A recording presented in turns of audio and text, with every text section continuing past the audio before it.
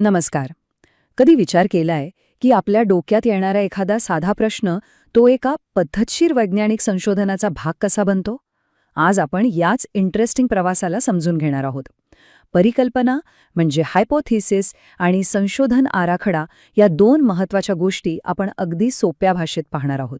एक खूपच मूलभूत प्रश्न आहे नाही का, की आपल्याला जे काही माहीत आहे ते खरंच खरं आहे हे आपण कसं ठरवतो? विश्वसनीय ज्ञान मिळवण्याची नेमकी प्रक्रिया असते तरी काय? चला याचाच प्रश्नापासून सुरुवात करूया. तर मग या प्रवासातली पहिली पायरी काय आहे? ती म्हणजे आपल्या डोक्यातली एखादी छोटीशी कल्पना किंवा अंदाज त्याला एका ठोस, तपासता येण्याजोग्या विचारात बदलणं. म्हणजेच एका साध्या अंदाजापासून एका परिकल्पनेपर्यंत पोहोचणं. मग ही परिकल्पना म्हणजे हायपोथेसिस म्हणजे नक्की काय? अगदी सोप्या शब्दांत सांगायचं झालं तर हा एक इंटेलिजंट गेस आहे, एक अंदाज, एक असा भाकीत जे एका रिसर्चरला त्याच्या कामात दिशा दाखवतं, एखाद्या अंधाऱ्या प्रवासातल्या ध्रुवताऱ्यासारखं. चला याला अजून थोडं सोपं करून पाहूया. परिकल्पना म्हणजे एक असं अचूक आणि तपासता येण्यासारखं विधान जे तुमच्या स्टडीचा रिझल्ट काय असेल याचा अंदाज लावतं. आणि हे विधान अभ्यासाच्या सुरुवातीलाच मांडलं जातं. यात सहसा दोन व्हेरिएबल्स किंवा चल यांच्यात काय संबंध असू शकतो याबद्दल सांगितलं जातं. आता हे व्हेरिएबल्स म्हणजे काय असा प्रश्न पडला असेल तर संशोधनात दोन मुख्य प्रकार असतात. पहिला इंडिपेंडेंट व्हेरिएबल म्हणजे ज्यात रिसर्चर स्वतः बदल करतो, आणि दुसरा डिपेंडेंट व्हेरिएबल म्हणजे ज्याच्यावर होणारा परिणाम मोजला जातो. सोप्या भाषेत एक कारण आणि दुसरा त्याचा परिणाम.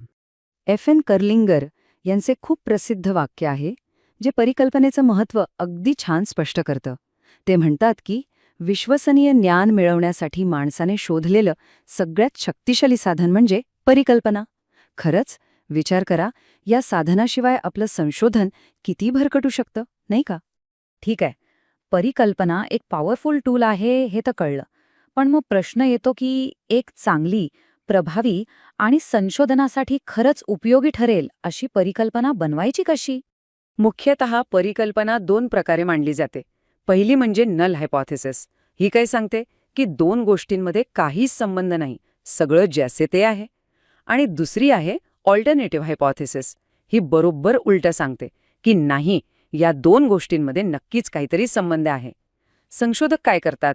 ते सहसा ह्या नल हायपोथेसिसला खोटं ठरवण्याचा प्रयत्न करतात, जेणेकरून ऑल्टरनेटिव्ह हायपोथेसिस सिद्ध करता येईल. तर मग एखाद्या चांगल्या परिकल्पनेमध्ये काय काय असायला हवं? पहिलं, ती योग्य तर्कावर आधारित असावी, उगाच हवेत मारलेला बाण नसावा. दुसरं, ती व्हेरिएबल्समधला संबंध एकदम स्पष्टपणे सांगणारी असावी, कोणताही गोंधळ नको. तिसरं, त्यातले व्हेरिएबल्स असे असावेत की ते सहज मोजता येतील. आणि सगळ्यात महत्त्वाचं, ती एका ठराविक वेळेत तपासता येण्यासारखी असावी. कारण कधीही न संपणारं संशोधन काही कामाचं नाही, बरोबर? चला, आपल्याकडे आता एक तपासण्यासारखा प्रश्न तयार आहे. पण आता त्याचं उत्तर शोधायचं कसं? त्यासाठी एक प्लॅन लागेल नाही का? आणि इथेच एंट्री होते रिसर्च डिझाईनची, म्हणजेच संशोधन आराखड्याची.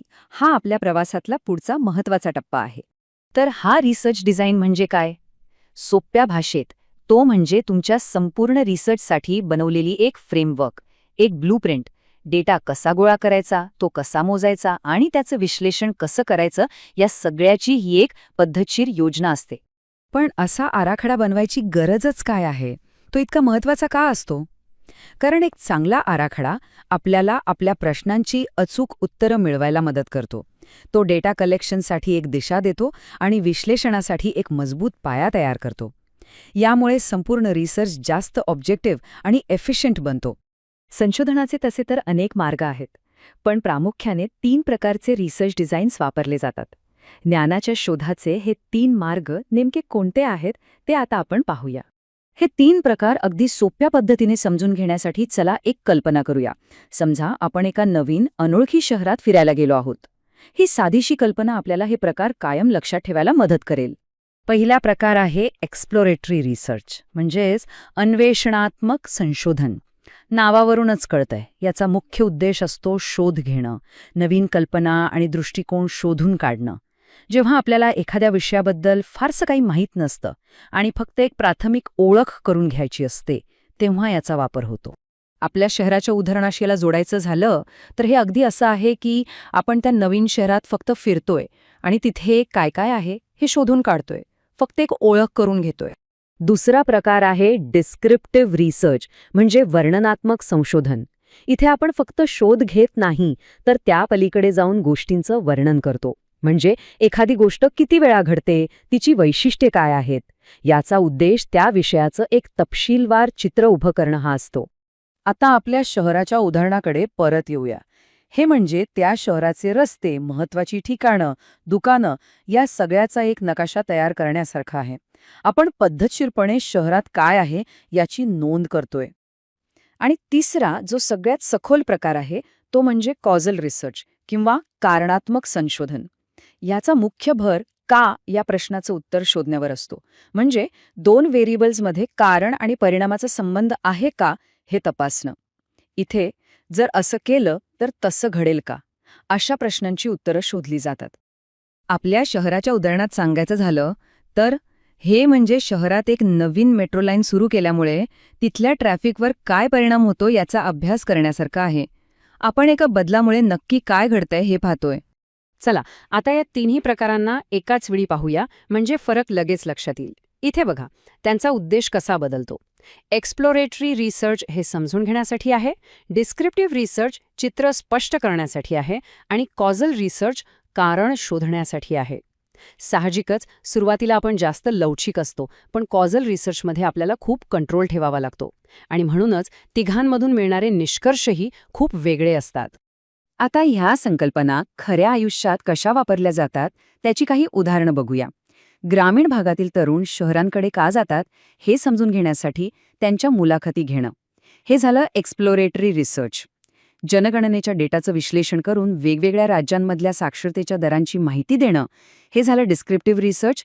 आणि शाळेत मोफत दुपारचं जेवण दिल्यामुळे मुलांची उपस्थिती वाढते का हे तपासणं हे झालं कॉझल रिसर्चचं एक उत्तम उदाहरण. तर आता हे सगळं समजून घेतल्यानंतर एक शेवटचा प्रश्न. आपल्या रोजच्या जगण्यातला असा कोणता प्रश्न आहे ज्याला आपण एका तपासता येण्याजोग्या परिकल्पनेत म्हणजेच हायपोथेसिसमध्ये बदलू शकतो? जरा विचार करा. उत्तरं आपल्या आजूबाजूलाच लपलेली आहेत. फक्त संशोधकाची नजर हवी.